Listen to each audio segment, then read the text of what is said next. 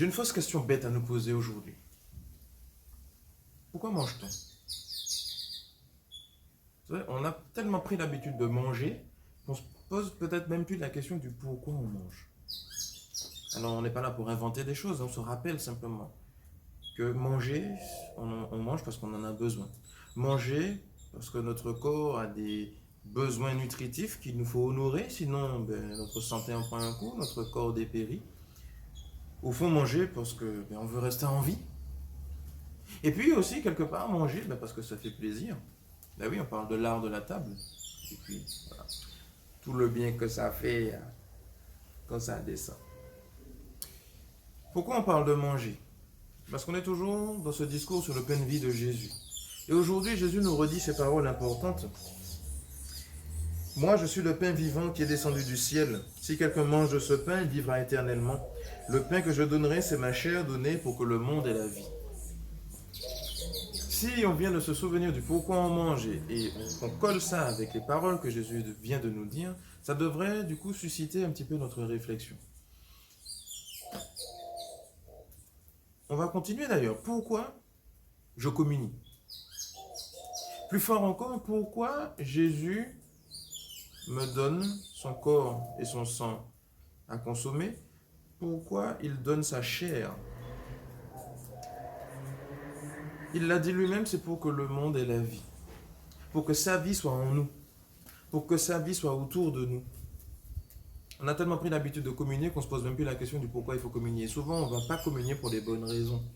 On va communier souvent parce que tout le monde le fait. On va communier parce que ça fait partie de la messe. On va communier parce que quand j'étais petit, c'est ce que je faisais et chaque fois que je vais à la messe, communier à la communion, j'y vais. Je vais communier aussi parfois parce que j'ai peur du regard des autres sur moi. Je sais que je peux peut-être pas forcément y aller, mais comme j'ai pas envie d'être jugé, d'élever les soupçons pour ci ou pour ça, du coup j'y vais. C'est pas les bonnes raisons. Et précisément, Jésus nous redit ces paroles-là aujourd'hui pour que nous puissions revenir à des bonnes raisons, à des bonnes motivations qui nous mènent vers la table eucharistique. Déjà, quand on se souvient même du truc, Jésus lui-même, il a eu ce génie, je vous dis. Il a pris du pain, il a pris du vin, il a prononcé des paroles tellement profondes sur ces éléments que ça les transforme de l'intérieur, si bien que ce n'est plus du pain, ce n'est plus du vin, c'est le corps et le sang du Seigneur. Il se donne à manger, c'est quand même incroyable. La nourriture de mon âme, la nourriture de ton âme, c'est Dieu. C'est quand même impressionnant. Ça n'a rien à voir avec du pain au beurre chocolat, ça n'a rien à voir avec une bonne côte de bœuf ou je ne sais quoi d'autre. Non, c'est Dieu. C'est Dieu lui-même qui se donne en nourriture parce que ton âme en a besoin, parce que mon âme en a besoin. On a parlé de besoin tout à l'heure. Si je ne reçois pas le corps du Christ en moi, il y a quelque chose de la vie divine que je n'aurai pas. Je ne peux pas seulement me contenter de la communion spirituelle. Quand je peux évidemment venir à l'église, parce qu'il y a bon nombre de personnes malades qui ne peuvent pas nous rejoindre. Je ne peux pas simplement me contenter de venir les bras en croix ou de rester à ma place au moment de la communion. Dieu se donne en nourriture, il t'invite à sa table quelque part. Si tu n'y vas pas, Dieu se gaspille. Et il y a quelque chose dans ton âme que tu ne reçois pas. Il y a quelque chose, une partie de ton âme qui ne vivra pas. Alors que Dieu se donne. Il y a une invitation, ce n'est pas une condamnation, c'est une invitation à faire en sorte de pouvoir retourner à la table. Parce que communier spirituellement, ce n'est pas suffisant.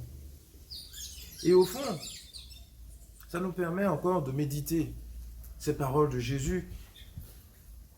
Le Saint Curé d'Ars que nous avons honoré cette semaine nous livre des paroles intéressantes, profondes, sur le sens de l'Eucharistie. Il nous dit par exemple, la nourriture de l'âme, c'est le corps et le sang de Dieu. Il y a de quoi, si l'on y pensait, se perdre pour l'éternité dans cet abîme d'amour. De fait, on vient de le dire, Dieu se donne en nourriture, ma nourriture c'est Dieu.